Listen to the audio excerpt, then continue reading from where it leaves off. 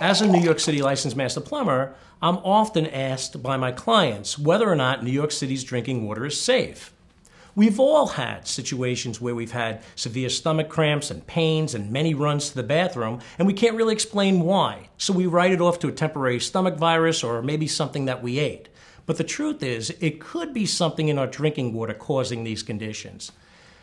Common scenarios that people might think of is a sink or a bathtub filled with dirty, soapy, or contaminated water, with the spray hoses laying submerged in the water, or even a janitor filling up a mop bucket with the chemicals in there and the hose submerged in that bucket. Those contaminants, under those general scenarios that we all know happen, under certain building conditions can be siphoned into the drinking water supply. The same water that we drink, we bathe with, we shower with, and we prepare our foods and vegetables with. Now, New York City DEP does an excellent job in ensuring that the water that they deliver to our buildings is safe.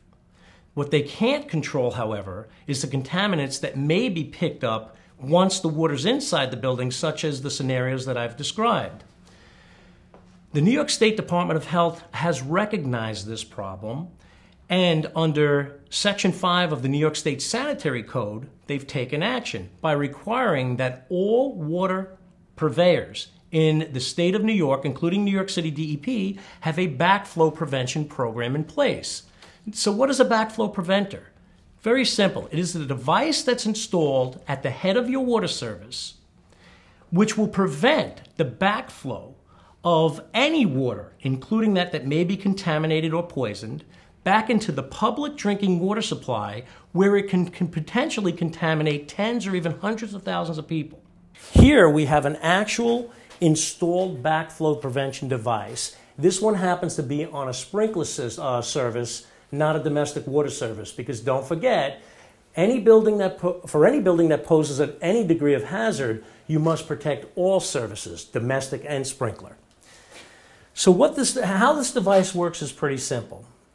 There are two check valve assemblies. This is a number 1 check valve. This is the number 2 check valve. A check valve is a one-way valve. In this particular case, the water flows this way from the city water service into the system.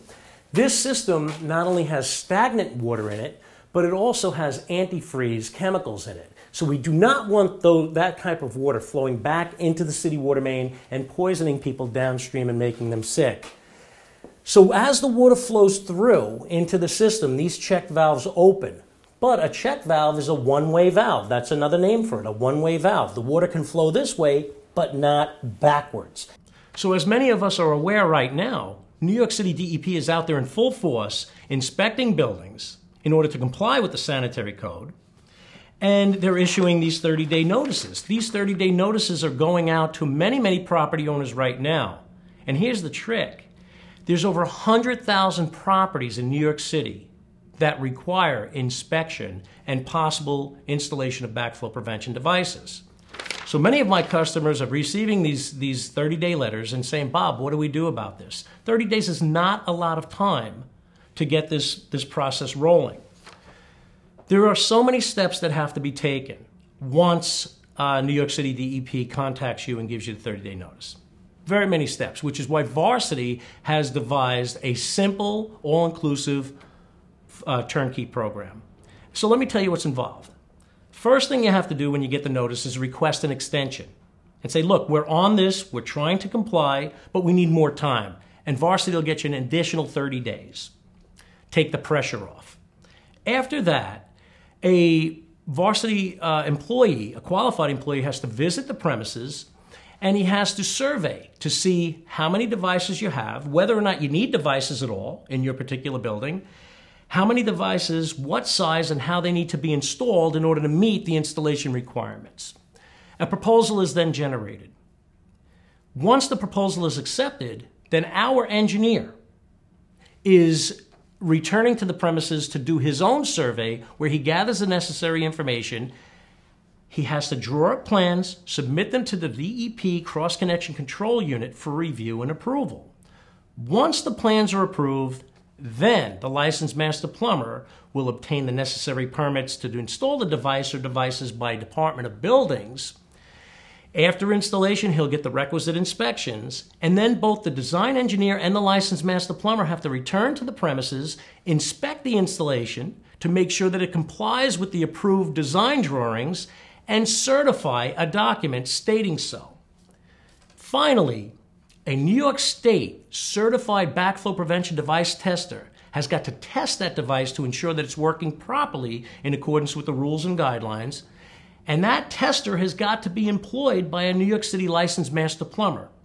And finally, he will then record those results on a form, and that form will be certified, and the results and all of the reports will be sent to New York City DEP and to the New York State Department of Health for their records. Then and only then will the property be deemed to be in full compliance. It is important to note that just because your building hasn't yet received the 30-day notice, that it doesn't mean that you're not going to receive one or that your building doesn't require any devices. Being proactive doesn't cost you anything. Varsity will visit your building and provide the survey for free to determine whether or not you do need devices and how many you need. DEP is on a mission to protect our public drinking water supply. Let Varsity show you how our turnkey approach can help save you time, money, and aggravation.